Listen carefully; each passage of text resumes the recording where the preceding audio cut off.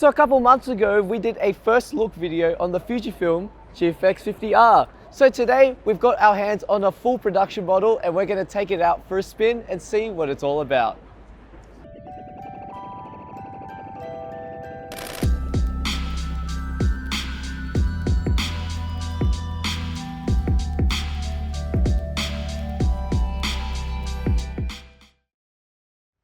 So one of the biggest differences between the Fujifilm GFX 50R and the 50S is the actual design of the body. So the GFX 50R borrows more of a rangefinder styled camera, which is similar to a lot of older film cameras and part of the X Pro and the XE Fujifilm current lineup. In terms of its weight, it weighs just around 775 grams, which is kind of like a compact full frame SLR, for example, like the Nikon D750. And in terms of its EVF, one thing you'll notice about the 50R as opposed to the 50S is that the 50R has a $2.36 million electronic viewfinder inbuilt onto the camera, so you don't need to get an external EVF to attach onto the top. In terms of video, for people who need external audio, it does not have a dedicated 3.5mm mic or headphone port. However, it does have a 2.5mm remote jack, which you can use an adapter to input a mic. On the bottom of the camera, it borrows the same MPT125 battery as the GFX 50S, and on the side you've got dual SD card slots and you've got a mini HDMI port for output.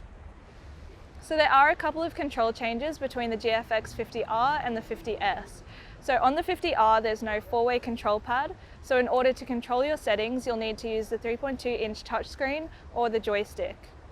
Also, the front dial has been moved to the top of the camera instead of the front, and also the focus selector has now been moved to the back instead of the front.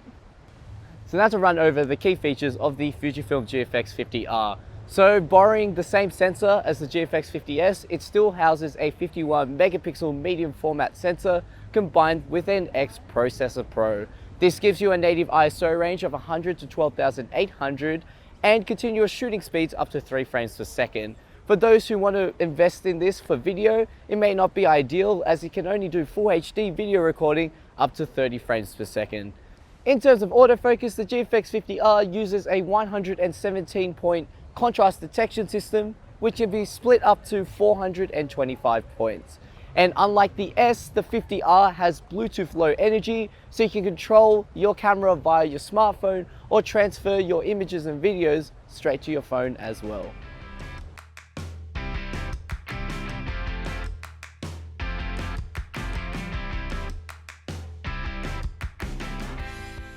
So now I'm just going to go over the pros and cons of the GFX 50R button layout because it is a lot different to the S. So now most of your controls are on the right hand side of the camera, as well as now the focus selector being at the back. What this means is most of the time when you're shooting, you don't really have to take the camera off your face to change any settings because you have quick access to everything, and everything's been ergonomically placed so that you can basically change all your settings with your thumb, which I think is brilliant for people who are doing street photography or anything that they really need to take a quick snap and change controls. It's really a time-saving ergonomic change for the 50R. Now in saying that, without a 4-way D-pad, it's really a small thing, but reviewing your photos, didn't realize how important it was until being on the 50R, because really the only way for you to easily view your photos is by swiping on the touchscreen or using the joystick, which is a bit flimsy and it's kind of small. It's harder to navigate than just by swiping through your images.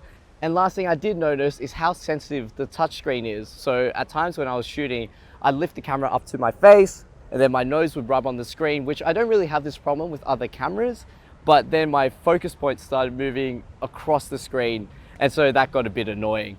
What I'd recommend is if you are going to be shooting using the EVF and not the screen, to turn off the autofocus touchscreen element of the camera, and then if you're going to be using it off your face and on a tripod or just setting it out, then you can use the touchscreen. Otherwise, you're going to spend too much time trying to recover your autofocus point.